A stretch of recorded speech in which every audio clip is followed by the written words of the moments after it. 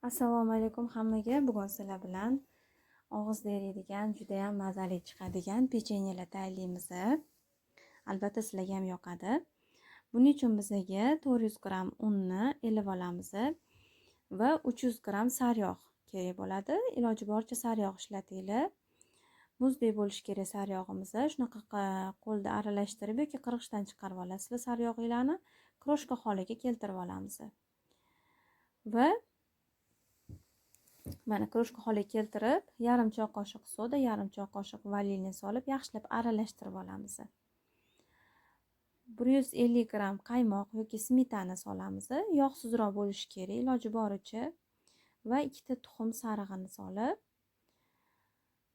sekin-sekin xamir qilishni boshlaysizlar. Un solmaysizlar. Shu xamirni o'zini qilib, oxirida ko'rasizlar. Agar qo'lga yopishsa, oz-ozdan un sepib, yumshoqqina qo'lga yopishmaydigan xamir qilib olasizlar.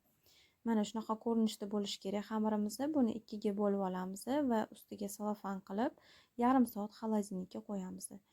Endi nachinkamizni tayyorlaymiz. 100 gramm sariyog'ga 180 gramm un, 120 gramm shakar va yarim choy qoshiq vanilin solib, buni ham yaxshilab kroshka holiga keltirib olamiz, aralashtirib. Va kroshka bo'lgandan keyin bitta tuxum sarig'i solib aralashtirib olamiz. Tayyor nachinkamiz.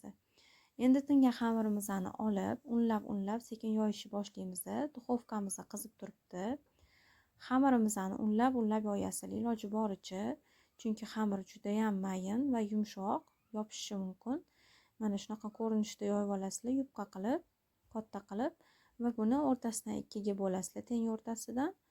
Nachinkamizni 4dan 1 qismini o'sha yarim bo'lganimizga sepib olamiz. Shunda bizda 4 ta rulet chiqadi. Mana sekin-sekin shunaqa shpatel yoki qo'linglar bilan sekin-sekin rulet qilib o'rashni boshlaysizlar. Ehtiyot bo'lasizlar, xamir juda ham mayin. Rulet qilib o'rab olib, qolgan xamirlarni ham shu ko'rinishda davom etib pishiriladi.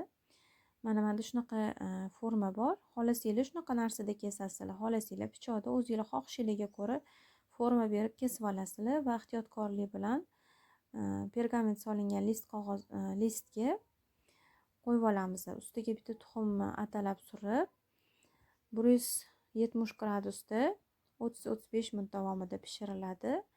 Mana shunaqa chiroyli bo'lib chiqadi. Sovigandan keyin ustiga xohishga ko'ra saxarli pudra bilan dasturxonga tortsanglar bo'ladi. Albatta tayyorlab ko'ringlar, sizlarga ham yoqadi. Sog' bo'linglar, salomat bo'linglar.